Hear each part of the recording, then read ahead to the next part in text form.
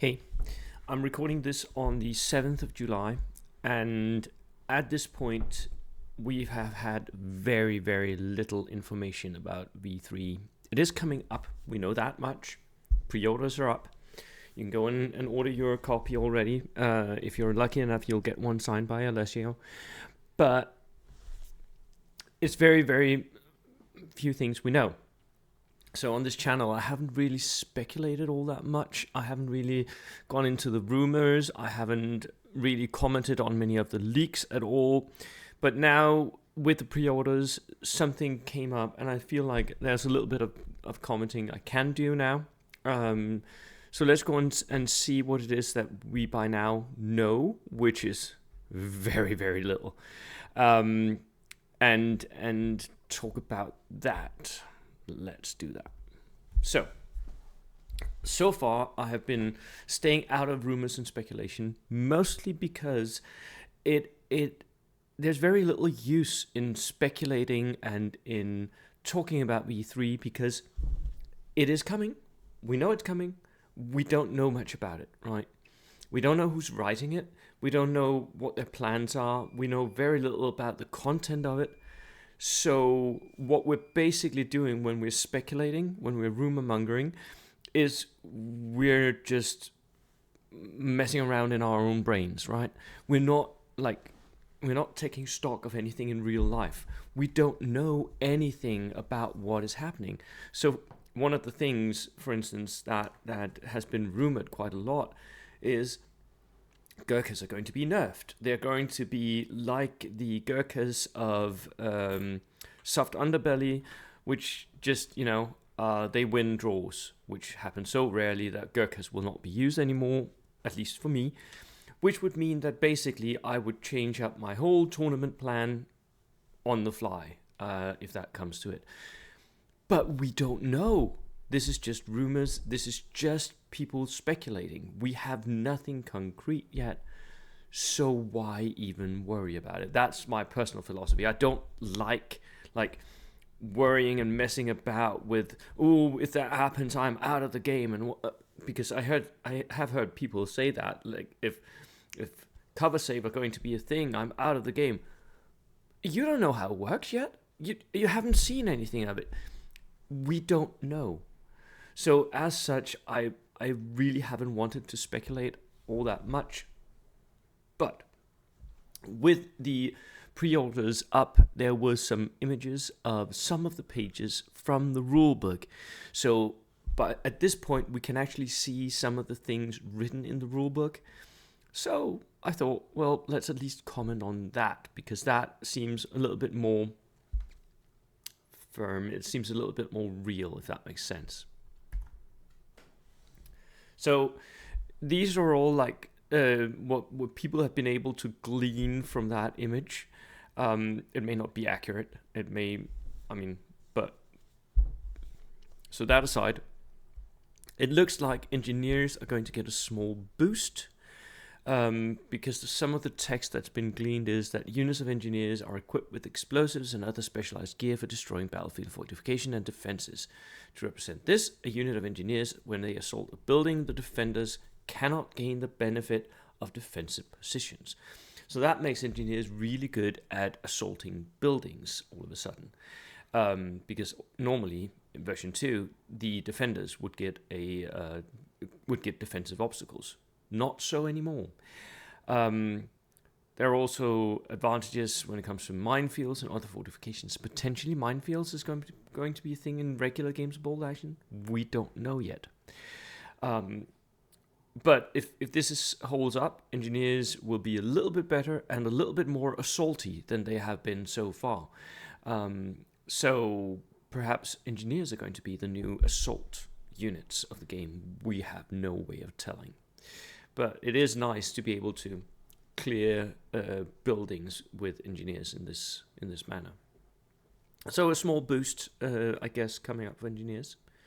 We'll have to see also, because we don't know what the points value is going to be for engineers. How many you can take. All of that. We don't know anything.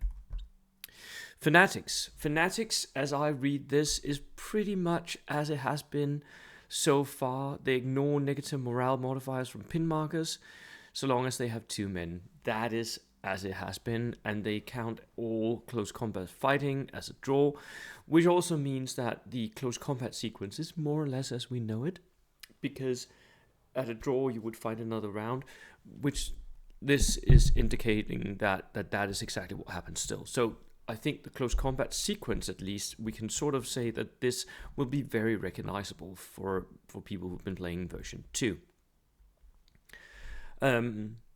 So, and this also just includes whatever's been fact about Fanatics so far. The text here is very much as expected.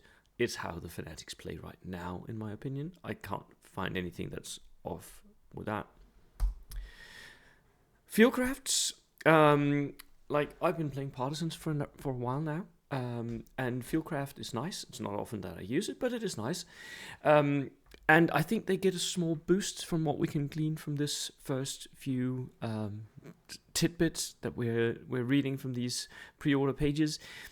These units are rigorously trained and equipped for traversing difficult types of terrain, and therefore treat rough ground as open ground. And I think this is not just for the first turn. So potentially this is for the whole game, which would be a huge boost to Partisans if they have Fieldcraft in version 3. Whatever units have Fieldcraft would mean that they would really be able to move well in terrain, which is a very, very nice bonus.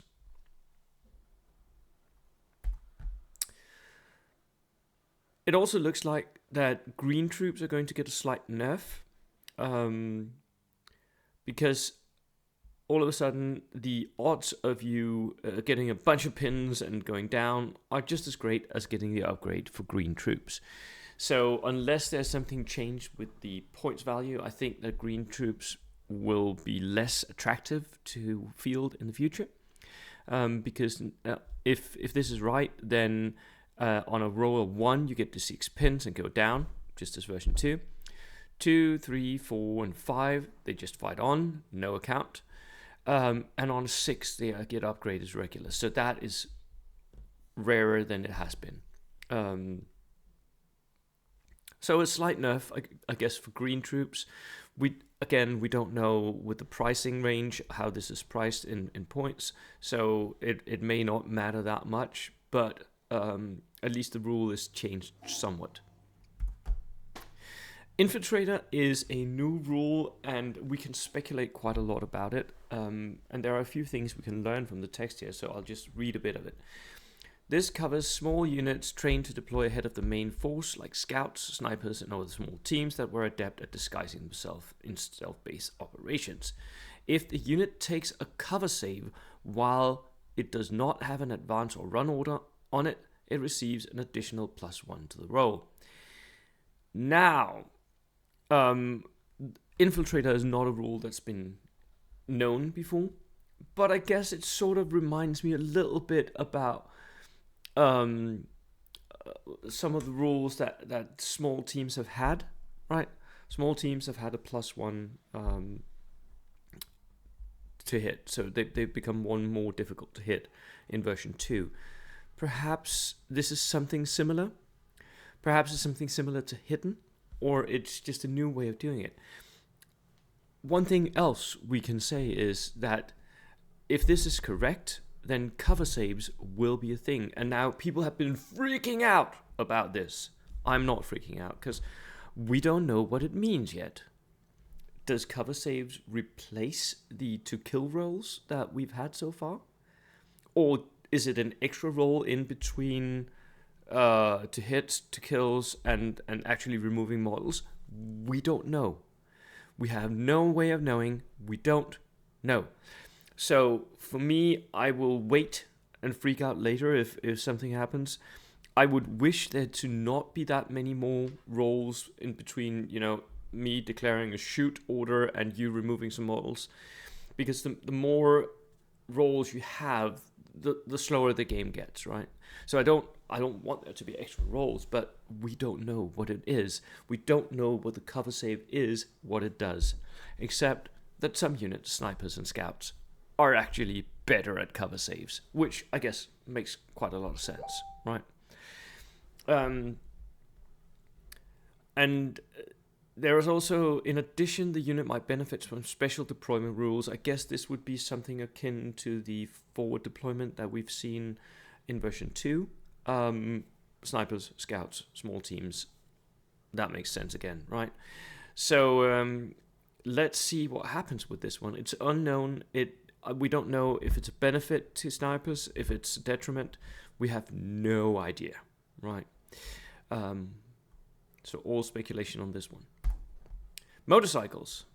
Motorcycles for me looks very much like motorcycles that we've had so far. I don't predict that these will be more prevalent in version 3. They have a 12 and 24 inch move, so a 12 inch run, a 24 inch, a 12 inch advance, a 12 inch run. They can only shoot with a fire action, again, which sucks for motorcycles, which is the main reason why you don't want motorcycles. But again, this does tell us that the order dice that we're going to use are the same order dice, right? Because you can advance, run, go down, and fire. And we know from the Fanatic ones that you can rally. So your order dice is safe. The orders are just the same. They're not allowed to assault. They're not allowed to assault right now anyway. So I think it's absolutely the same as we've had so far. One question is, will this rule cover all motorcycles, or will we still have armored car, like vehicle motorcycles? Because that was always a weird dichotomy of two units being the same, being called the same, but one working as an infantry unit and one working as a vehicle. So for me, I would ideally want them to work the same, but that would mean that my early war British motorcycles would be bloody useless. I would have to see if I could hand those off to someone who might want them. So we'll see. We don't actually know anything because this motorcycle rule is the same as in version 2.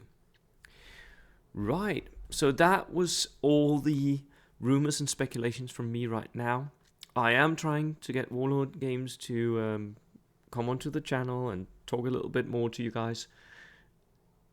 Not happening so far. So we shall see over the summer what will happen. But for me, in 3 days' time, I am traveling to the US and I'll be off. And all the videos that will be coming out in the second half of July will be pre-recorded like this one. If something happens, I might do a short bit on my telephone, but I'm not bringing all my gear to the US to record anything there. So this is it.